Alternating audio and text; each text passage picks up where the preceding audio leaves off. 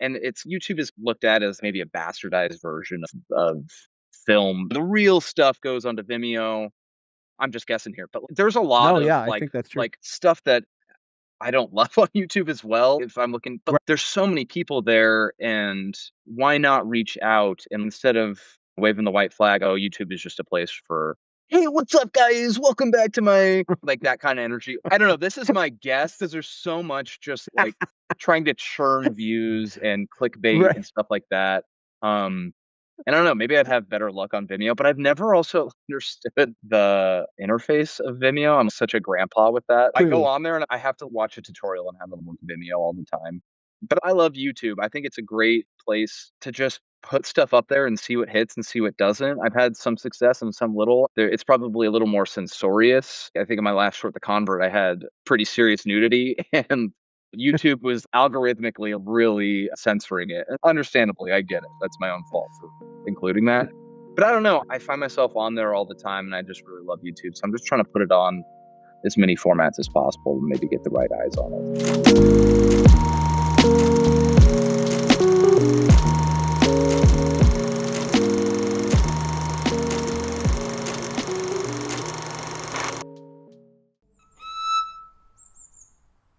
Anointed sons, the ascension begins when the sun is north of zenith. The ascension begins when the sun is north of zenith. The ascension begins when the sun is north of zenith. I love the ascension. I love when the sun is north of zenith. Love that for me. Yeah. I just am like not sure that Jeff is God. I thirst for thine piss of Jeff. So I'm sort of here to just get away from how crushing it is to be alive and have autonomy. One of you will die at the hands of the other. Same. Prepare your physical shells! Oh my god, you're not fucking Jeff? Wait, why have I been doing it then? We're just taking it really slow. We're like going on dates and stuff. You're taking it slow? Good day, Blake Jarvis, director of In Jeff We Trust, along with many other films, head of Creature Camp. How are you today? I'm doing good, man. I was traveling all this weekend up in San Francisco for wedding planning and stuff. So Ooh. I'm back. I actually surprisingly have more energy than I thought I would. Yeah, I'm good though. I'm good. Keeping busy. Your wedding or someone else's wedding? My wedding, yeah. Getting married in August. So we're just finalizing all the details. Dude, there's so much to plan. It's crazy. There's so many little There's details. so much with addresses. I found out I need to know all my friends' addresses, and it's this whole thing. And then my wife got on me about not getting certain friends' address, and then if they don't RSVP back. So The politics of it, man. It's a movie waiting to be made, that alone.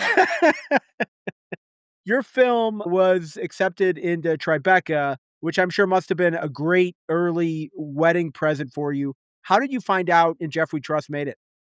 Yeah, so actually, funny enough, that was the first one that we submitted to. We were a day or two before the deadline or something. And you know how this goes. If you make something, there's all these ones that you hope you can get into, and there's probably no way. So it was quite a shock when I found out. So I actually found out I was just at home with my fiance. We were hanging out. I think we got Thai food or something. And then Olivia, one of the writers and stars, she FaceTimed me. She's like, sit down, essentially right now. She's like, we got into Tribeca. We were freaking out. So yeah, she had called me. I think she's been in charge of submitting it to everywhere. And yeah, just got a random FaceTime in the middle of the day. There's my cat. I don't know if he popped in the screen though. But yeah, it was out of the blue, totally random like that. Did not expect it. I was so excited to see or hear that we actually got in because it's one of the best, one of my favorite festivals. So I'm excited to be able to go. And so the film is fantastic. Can you tell people what they should expect when they see the film? And then your relationship with the writers and producers. So the film is very dialogue heavy, and it feels this must have been, it's not a personal story in the sense of this, at least I don't Literally think so. This happened, but there is a lot of great writing in it. So it must have been almost like turning over their baby for you to direct. So what is the story that people should expect to see? And then how did you get connected with it as part of that? Yeah, so it's essentially, in short, In Jeff We Trust is about these two girls. They join a cult and they start having second thoughts. They join the cult basically because they're like, I just want to turn my brain off. Somebody tell me what to do and I'll do it.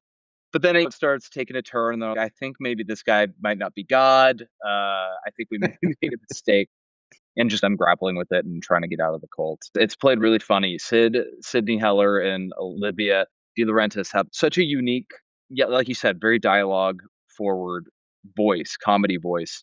I think, yeah, what they would maybe say is that I think this short is really unique to their neuroses, and I think they're super observant of things that they observe, if that makes sense. Like, they'll notice Yeah, something, and I think the way that they digest it is they write about it, they make jokes about it.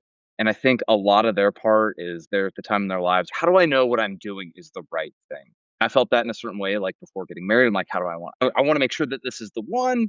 How do I know? And not having all the answers to know, and like the scariness of basically jumping into that. So I would think that's what they would say. And as far as getting connected with them and stuff, I knew Sydney from a friend a couple years ago, and I saw Olivia in passing. I've seen her do comedy and stuff around town. I have a ton of friends who have performed with her and written with her. She got me a job over at, do you know Smosh, the YouTube channel Smosh? no, It's one of these OG YouTube things. It's still going, and it's this comedy channel that she, I think, still works for, but in a smaller capacity now.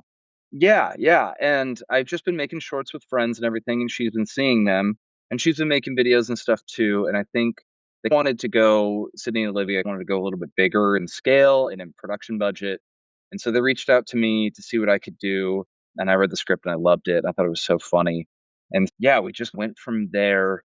And yeah, I did a couple things with other friends of theirs, just mutuals and stuff, and I think they liked what I that's saw awesome. or what they saw, and yeah, we were off to the races. I think that speaks to your ability to work with others and be a great part of the team because I think the majority of people I talk with, I don't no fault of their own, but they're writing and directing their own films. And some of it is a personal story, but it is a great compliment to you that the material was written and produced and they're, hey, Blake, take on our baby and that you knocked it out of the park.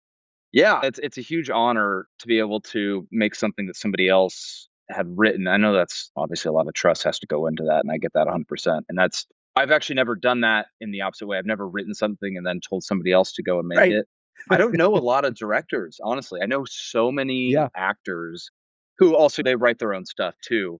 But I think people get a little scared when it comes to actually making the thing.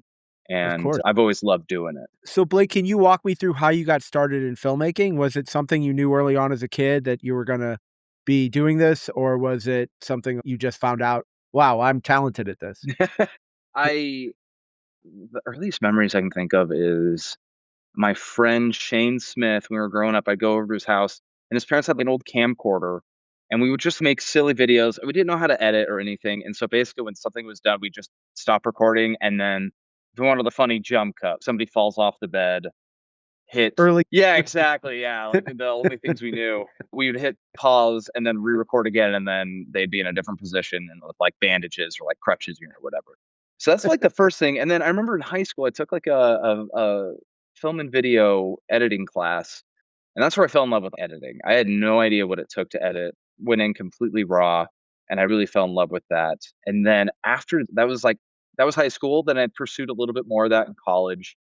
I saw guys like The Lonely Island, Good Neighbor, like comedy troops and stuff doing really funny stuff that I always wanted to do. I didn't know what I wanted to do exactly, but I'm like, I want to do what those guys are doing. That looks fun. I don't care how, I'll act in it. I learned after a couple attempts that I wasn't great at that.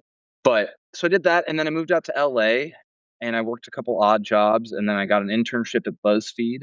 So I was editing and nice. produced for them for just a couple months, and then had another friend get a job at, do you remember Vine, that app, that I 6-second I app? do. Yeah, so I love that. it was right after those guys, like Vine had just ended, and those guys were starting to like the talent from there were trying to see what they were going to do next. So a lot of them went to YouTube, and I had a friend who got in early with those guys and was like, "Hey, we just need people to PA, to edit, to help produce and stuff." And they had to do a video a week. So I was basically just in boot camp trying to figure it out on low budgets, how you can make something with basically a sound guy, cameraman, and that's it, basically, and stealing like all Wow. the shots on location. So I did that. That was like for a couple years. And then I'm sure like a lot of people, you get stuck in the loop of that and you have to remember that you have to do Right. your own stuff as well. Been doing that, and now I work for a comedian doing his podcast and stuff full time. Um, That's awesome. but yeah, I don't know, weird weave of opportunities and odd jobs to get to where I am. Blake, do you feel editing is an underrated skill in filmmaking? At least if you know how to edit, if you're not able to move forward on your own projects, you're at least able to stay tangential to filmmaking. Like I think about, say, some filmmakers who have to go work at a coffee shop or wherever, and that's fine. Whatever pays the bills to make your films, but at least with editing, you're able to stay tangential to the process. You're improving your skills, you're moving in that general direction. Because I've Oh, also noticed that you've edited all the shorts that you've released. In Jeff We Trust, you're editing it. That's a skill that you appreciate that you've learned. yeah, 100%, man. That's the most fun part to me, and I think that's also there's a big part of me that kinda dreads shoot days because I know whatever we have, that's all we have to work with. So I get really in my head and I get really worried and I'm stressed. I don't think that I really vocalize it, but that's where I feel the most pressure. Once we have it in the edit bay, you can make this into whatever you want, the way you can sculpt it, Right, and I think even if you're not editing something that you're super passionate about with a day job or whatever, you're learning all these tricks to basically cover up the imperfections of something. Everything right, that I've ever made is low budget, and so we don't have a lot that we can do, so you have to get creative. And just being forced in a room editing, even if it's not that creative, you learn so much on what you can do, and I think that it shapes the movie, in such a unique way. You have so much power, you can add so much pacing, music, tone, all these sorts of things. I know it's a cliche, I'm sure you've probably heard it a bunch, but you make 3 movies, what you write, what you shoot, and what you edit. right. And that's a final piece to really make it whatever it is. And a lot of really fun surprises happen in editing. So I think it's huge, man. I think that's my favorite part of it. And I think that's where the film is really made. Do you buy into this idea? Some directors have suggested that filming with film, which is an odd choice of words, but filming with film makes them a stronger director in the sense that it narrows their shooting priorities. It makes them make sure that every take is important. Given your strengths as an editor, do you see the appeal of film in that way, of using film as a way of helping out your process? Yeah, I would love to shoot on film. There's a romanticism I have about it. I've Right. never really done anything a ton with film, honestly. Okay. I think that there is something to that. You really have to plan if you're shooting on film because Right. the price goes up and up. And I think that forces a lot of Right. people to have to you better come prepared, which I like. I think there's a lot of arguments for either way. For digital, it's nice to be able to improv, especially in comedy. And there's so many funny things that I can't write or somebody can't write that just show up Interesting. on the day.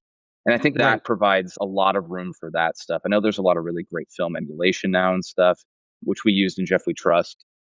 But yeah, I think if you're able to use film, freaking do it. I think there's something so cool and tangible about it. And so I like the flexibility that digital has with that, but I'm open to all of it, man. I know a lot of people Yeah. like to die on certain hills. Whatever I can get, I'll take. Right. Right. So you've made some great shorts, The Convert, Killing Ray Yamamoto, fantastic films available on your Vimeo. What's Yeah. your thought process behind creating shorts? And when you're going into Tribeca now within Jeff We Trust, I assume you guys are going in with a strategy of wanting to hit certain meet with certain people. It's not just you're gonna go in there and be like, "Yeah, let's celebrate this." I'm sure you have a strategy as part of that. Yeah, ultimately, I think the biggest thing that I could do is just meet people who are in that world. I think other filmmakers figure out what they're doing, get plugged into what other people are doing because it's an interesting time to be a filmmaker. I think there's so many obstacles that we don't have to do today that during a big heyday in the 90s that they had to Right. overcome.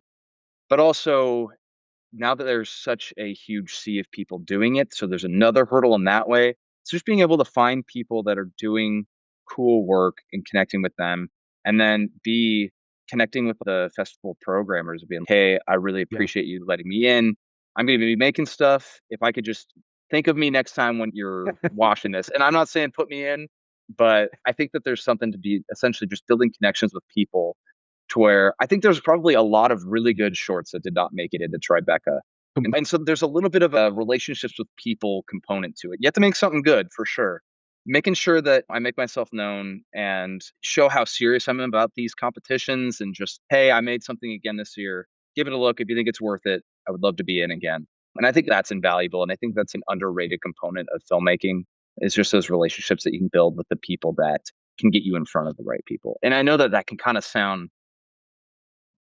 I don't want to sound like gross or just opportunistic or an Right. opportunist with that, but I think that is something that I want to be cognizant of. Make good stuff and then connect Yeah. with the right people.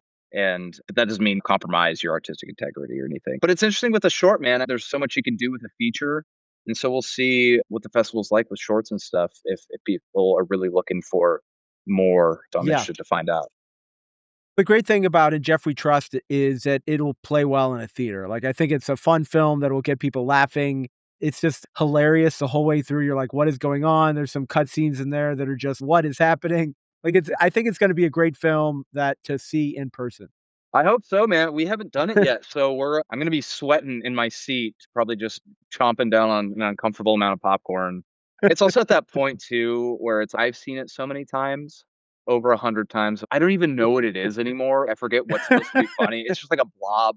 I'm still really proud of it. I love it, but it's just I need to see it with other people to remember. Oh yeah, that's what the punchline is, and stuff like that. That's funny. So, Blake, you also run a YouTube channel as part of your production company, which I thought was really interesting because you don't see very many indie filmmakers go that route. Like, I know almost everyone has a Vimeo account, almost everyone is on Instagram. That I know social media is part of having to push your films out there. But why do you think there aren't more creators with YouTube channels? Like, I think back to a lot of my podcast guests, and I would say maybe 10%, 20% might have and that's just like it seems wild given that it's a visual medium, right? Like, you would think Yeah. that more creators would wanna have visually related. Is it just because it's so fucking hard to do YouTube with get the thumbnails and get the algorithm, Yeah. just, "Fuck it, I don't wanna deal with it." Hearing that's shocking to me. I don't really know. I think one of my guesses is I think in the film bro sphere, there's a little bit of, I don't know. I think Vimeo is higher regarded because I think there's broader bandwidth as far as the quality of Right. videos and stuff that you can put up there. And it's YouTube is looked at as maybe a bastardized version of film and stuff like that. The real stuff goes onto Vimeo. I'm just guessing here, but there's a lot No, of yeah, I think that's true. stuff that I don't love on YouTube as well if I'm looking, but Right. there's so many people there, and why not reach out and instead of waving the white flag, oh, YouTube is just a place for, hey, what's up, guys? Welcome back to my like that kind of energy. I don't know. This is my guess because there's so much just like trying to churn views and clickbait Right. and stuff like that. Um, and I don't know, maybe I'd have better luck on Vimeo, but I've never also understood the interface of Vimeo. I'm such a grandpa with that. I go Clearly. on there and I have to like watch a tutorial on how to work Vimeo all the time. But I love YouTube. I think it's a great place to just put stuff up there and see what hits and see what doesn't. I've had some success and some little. It's probably a little more censorious. I think in my last short, The Convert, I had pretty serious nudity and YouTube was algorithmically really censoring it. Understandably, I get it. That's my own fault for including that. But I don't know. I find myself on there all the time and I just really love YouTube. So I'm just trying to put it on as many formats as possible and maybe get the right eyes on it. I don't know though. That's shocking. Do you have any idea why you think there's not Yeah, more? I don't know, and I think it really is interesting because I've noticed that things like Instagram followers and YouTube have become very prominent in terms of films. I've been approached by different filmmakers who've had films with Instagram influencers with 1,000,000 followers who are just they're shitty films, but they're pushing out something of, "Here, we've got this, and we've got this platform," and it's, "Wait, what?" And Right. you hear stories about people not getting things cast because they didn't have enough either a name or somebody with it. So it's just Yeah, like it's social interesting to momentum. see it's interesting to see how this is affecting indie filmmakers because it is something that people are looking at in terms of funding of, okay, yeah, maybe I can give you the money, but why not give it to somebody who can actually push it out if they have a huge audience? So I Yeah, think I it's get that interesting to really dilemma. Yeah, it's tough, man. I feel with social media, a lot of times it used to be, this is my theory, it used to be you have this immense talent, this undeniable talent that then grows you the following and people pay right. attention. Now it's the opposite, where you can get a lot of eyeballs on you because of, for whatever reason, your social media is really interesting or appealing to a lot of people. But then the talent isn't always there. But if you want to cast a movie, you still have to have that talent.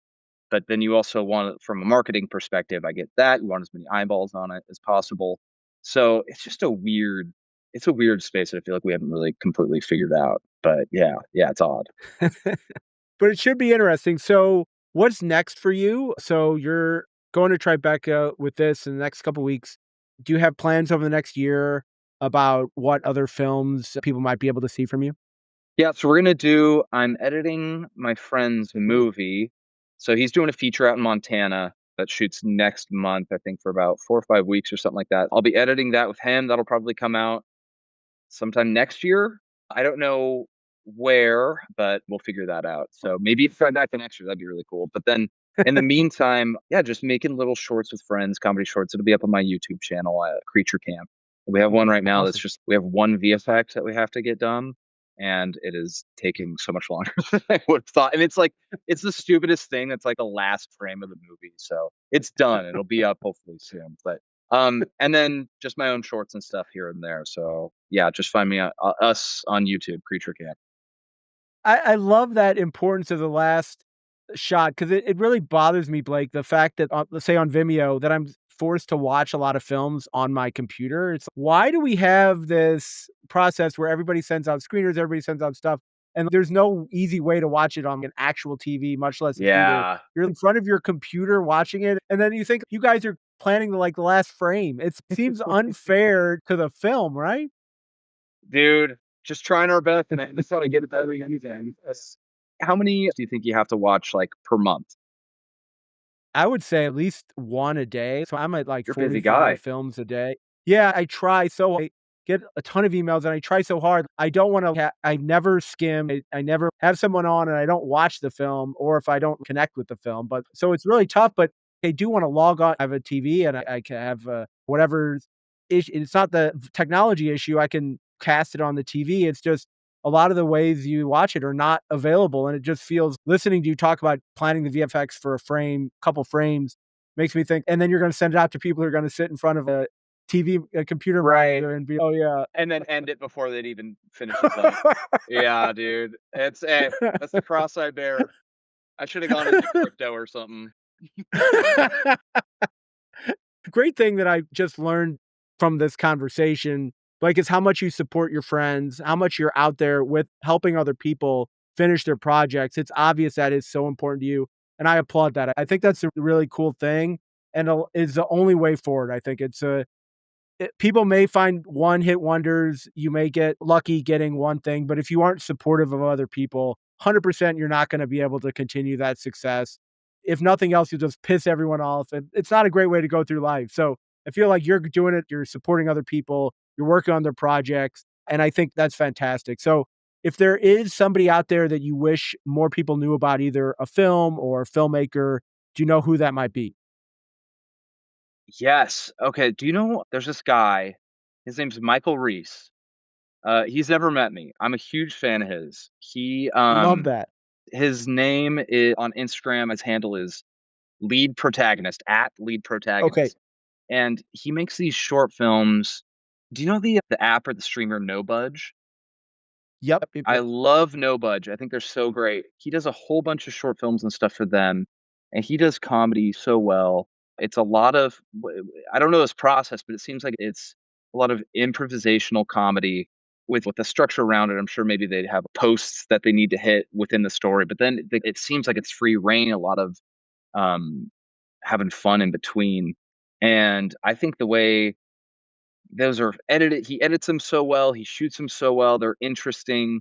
It's basically a bunch of shorts that could be about like kind of they're about nothing in a way, or the concepts are Right. just these really small slices of life that are there's no stakes. It's just a funny story to be told. And he makes them really funny. He gets these incredible cast members, like some guys from Friday Beers, another like a bunch of people who are blown up on Instagram and stuff. Like I think he's a really talented guy, and I'm a huge fan. So if he ever sees this, Michael, you're the man, dude. Love that, Blake. Blake Jarvis, director of In Jeff We Trust, premiering at Tribeca. I'll link the Vimeo channel so you can check out your work. If you are able to see it at some point when it's showing in a theater, go see it in a theater. It's a fantastic film. Congratulations on making it. Congratulations on your upcoming wedding. And thanks for Thank being here you. with me on the podcast. Thanks for having me. I appreciate you. This is the first interview I've ever done for filmmaking, so I'm honored, man. This is awesome. I'll have to come back if you'll have me. I'll make something and we'll chat some more. I will, and we'll see how the wedding went. Awesome, man. Yeah, hopefully no news.